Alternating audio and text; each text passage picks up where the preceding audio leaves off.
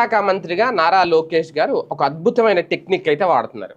అది టెక్నిక్ అనాలో, లేదంటే ఆయన చేస్తున్న అద్భుతం అనాలో, లేదంటే ఆయన తీసుకొస్తున్న ఒక విప్లవాత్మకమైన మార్పు అనాలో, ఏది ఏమైనా ప్రయోజనం చేకూరితే అంతకు మించి వేరేది ఏమి ఉండదు. కాకపోతే ఇది మేమెందుకు చేయలేదు అని చెప్పి గత ప్రభుత్వం ఒకసారి ప్రస్తుతం ప్రతిపక్షంలో ఉన్న వైసీపీ ప్రశ్నించుకోవాలేమో.